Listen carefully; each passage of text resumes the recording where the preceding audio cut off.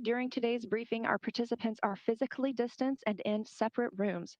We've removed our masks so you can hear us clearly during the conference. Our panel today consists of Kenny Todd, Deputy Manager of the International Space Station Program, Rick Henfling, January 27th Spacewalk Flight Director, Sarah Corona, January 27th Spacewalk Officer, Vincent LaCourte, February 1st Spacewalk Flight Director, and Sandy Fletcher, February 1st Spacewalk Officer. We'll let our briefers provide us with today's spacewalk information and accept questions after. For members of the media, if you'd like to ask a question, please press *1 for your name to be entered into the queue. To withdraw your question, press *2, and please direct your question to a specific panelist. If you're watching online, you can tweet a question with the hashtag #AskNASA. Thanks again for joining us today, and with that, we'll get started with some opening remarks from Kenny Todd. Well, thank you, Leah, and good afternoon to everyone out there, and Happy New Year. I hope everybody is doing well.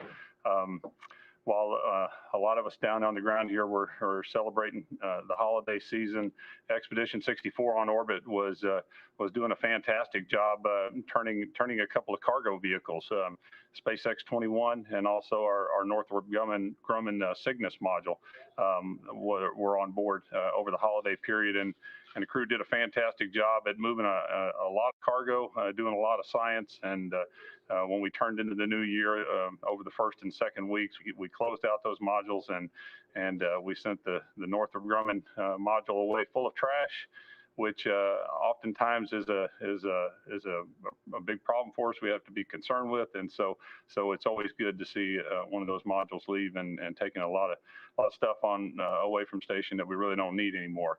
And then on the flip side of that, SpaceX 21 had a beautiful splashdown in the second week of January, returning a whole lot of really precious and important cargo for a lot of scientists and investigators here on Earth. So we were excited to get those two missions in our rearview mirror, and basically close out the first half of Expedition 64. So now we're starting the second half of this expedition, and we're going to turn the corner and do some EVAs. And so we're excited.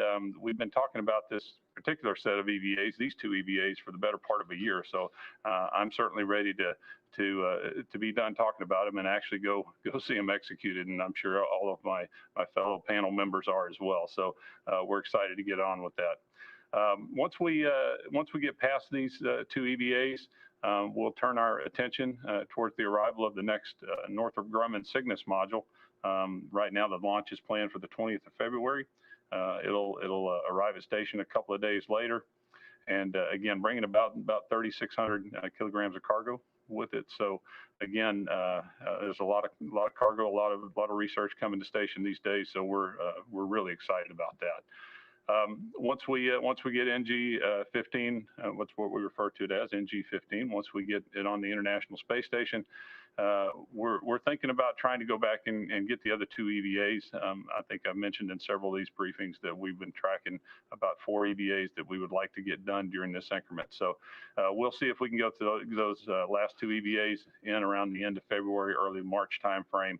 But we also know that around the mid-March timeframe, we'll really start to ramp up our preparations for doing some visiting vehicle operations for our crewed vehicles. The Soyuz needs to do a relocation, and then shortly after that, the new Soyuz will be arriving with the new crew, and then shortly after that, we'll be turning our attention to doing a return of the Crew 1 crew, and then the onboarding of the Crew 2 SpaceX Dragon. So anyway, so there's a lot going on right now. We're really excited to, again, right in front of us here, the start of the second half of the increment, really getting these EVAs going.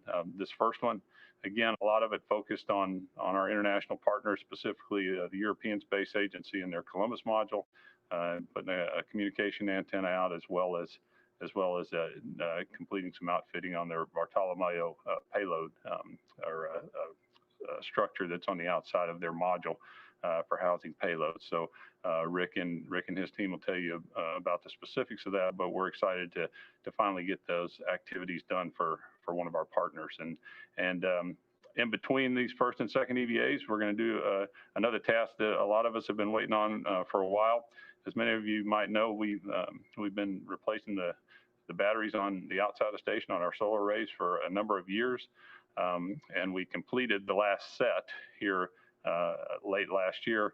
But there was one battery that failed on us shortly after we installed it a little over a year ago, and so we now have the spare on board for that particular battery location, and so we'll go swap that out shortly after this first EVA.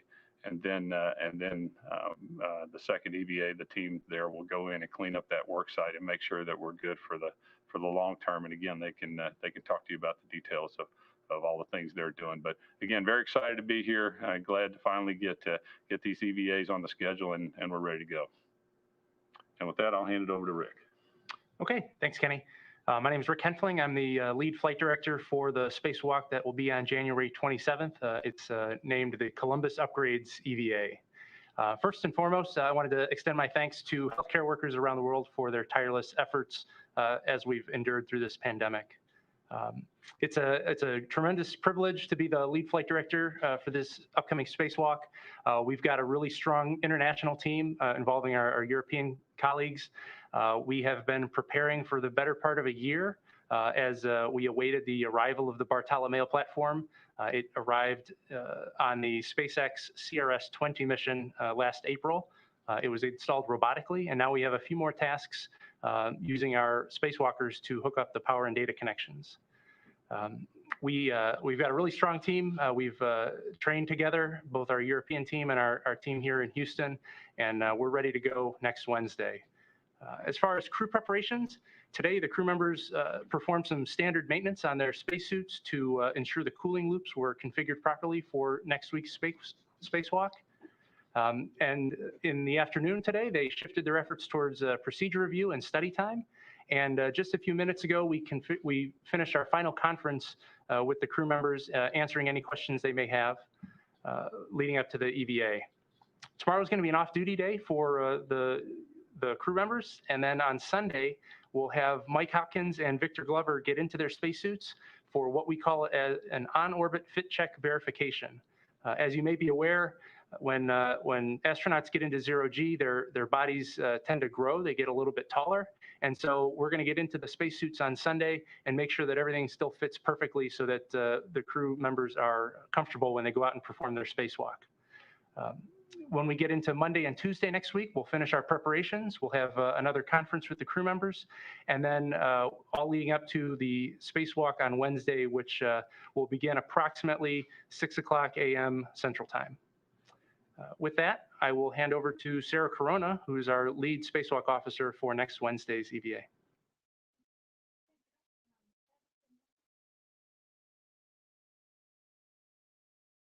A pleasure to be part of this team, and we are very excited to execute it. I did want to call out the folks in the back room who are going to be helping out for this EVA and the next EVA, which is Mitch Harger, Colin Murphy, and Reagan Cheney. And so with that, we have a video to show the choreography of this EVA. So we'll show the video, and then we'll come back, and I've got some hardware to show you. US EVA coal upgrades is going to begin with EV1 egressing the Quest airlock first. The crew is going to be bringing out with them the COLCA, which stands for the Columbus KA band antenna. This hardware is going to be installed on the Columbus module during this EVA. EV1 is going to translate out to the Columbus module via the translation path you can see here. And we'll need to set up a few things at the worksite before that installation. EV2 is going to translate to an external platform called ESP2, where he is going to be ingressing the SSRMS, the robotic arm. The robotic arm is going to be taking him over to the Columbus worksite with the COLCA. So the crew members are going to meet up at the worksite. They need to remove bolts that are on the Columbus panels. Where those bolts are removed is where the COLCA is going to be installed. So they work together, securing COLCA to the Columbus module. Once it is secure, EV2 is going to route the cabling for that COLCA and plug it into the Columbus module. Meanwhile, EV1 is going to head to the Bartolomeo platform. So Bartolomeo is an external platform in which payloads can be installed. There are clamps that need to be opened up in order to remove the cabling that needs to get routed in order to activate the Bartolomeo platform. So the crew works together to get those cables routed and installed. EV1 also needs to remove another set of cabling that is going to hook up an antenna for Bartolomeo, which you can see here. Once Bartolomeo is complete, the crew members are going to go back to the Kolka and remove a cover. So the cover was installed in order to protect the antenna during installation. Since it's no longer needed, we are going to have EV2 jettison that cover while he's on the SSRMS.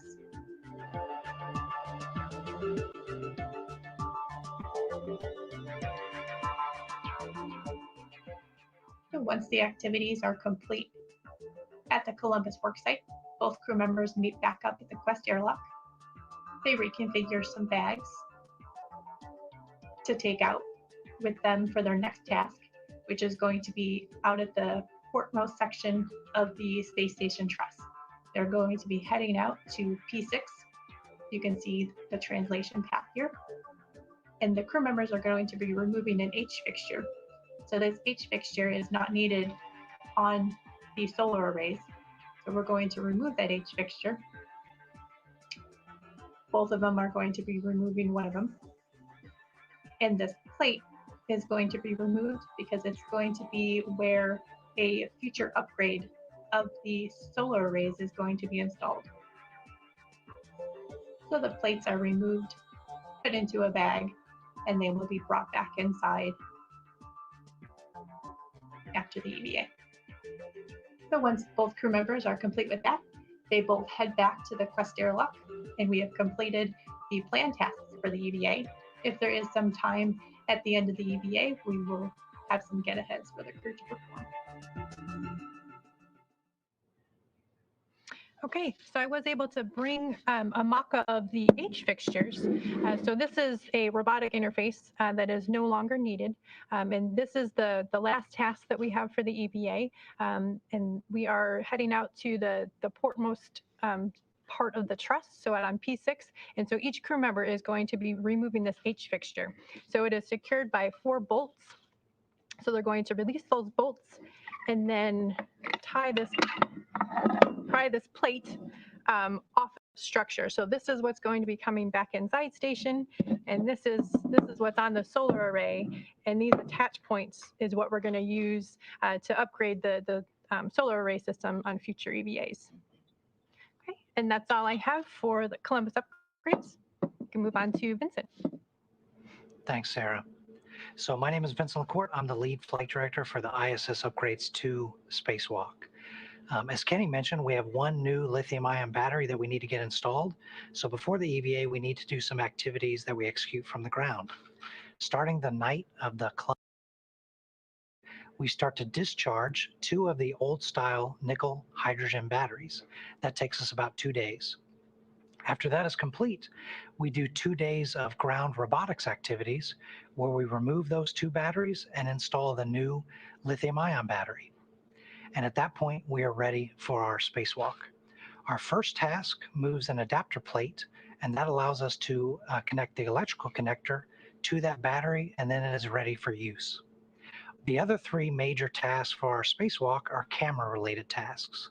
We're replacing one of our degraded cameras on the space station, and then we're upgrading and installing one of our, in one of the places where we only have an SD standard def camera, and installing a high definition camera.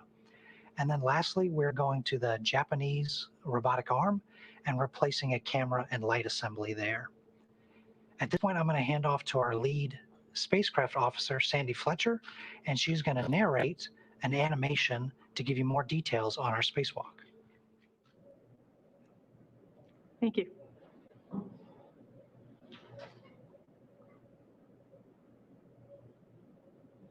To begin the ISS Upgrades 2 EVA, EV1 with red stripes egresses the airlock, followed by EV2. Both crew translate to the 4 Alpha integrated equipment assembly, where EV1 installs a scoop on the direct current switching unit, and EV2 stows a tool bag onto the adapter plate. The crew work together to remove the adapter plate from slot 2 and bring it to slot 6.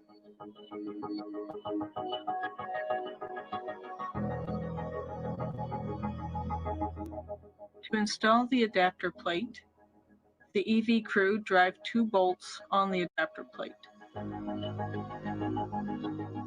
EV1 drives 1 bolt on the lithium-ion battery in slot 5.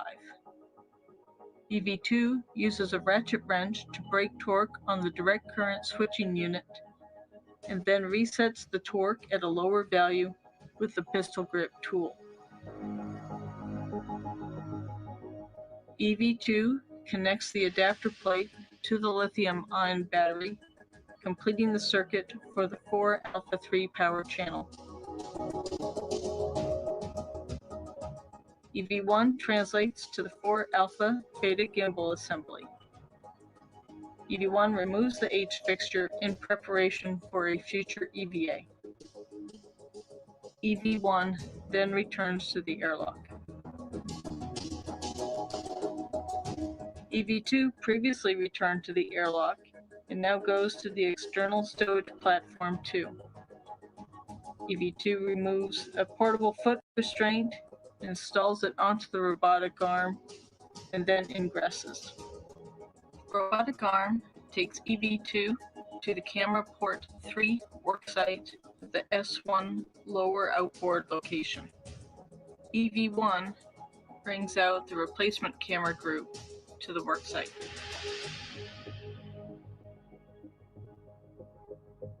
With both crew at the worksite, EV2 releases 3 bolts and removes the failed camera group.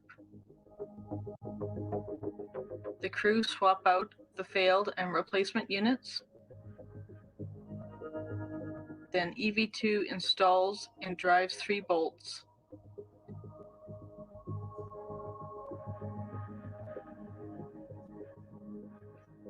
EV1 then returns the failed unit to the airlock.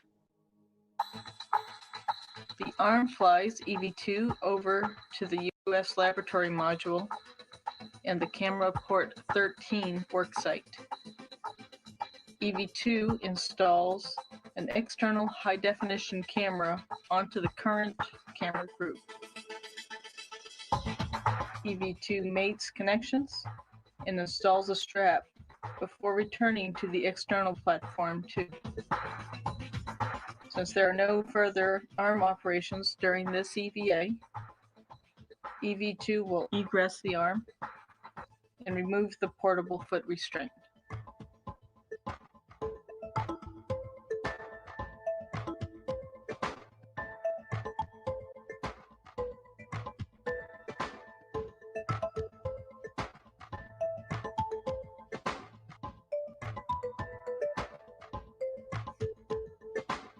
After EV1 stows the failed camera group 3 in the airlock, he retrieves the new wrist vision equipment box and translates along the US laboratory and Node 2 module, then under the Japanese experiment module to the exposed facility.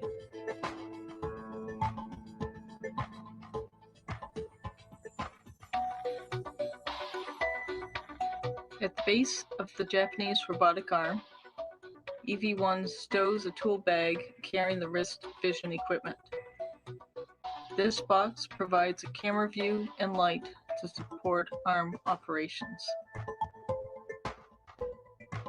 EV1 installs a scoop, which is a handling aid, onto the failed wrist vision equipment box, and then removes the box.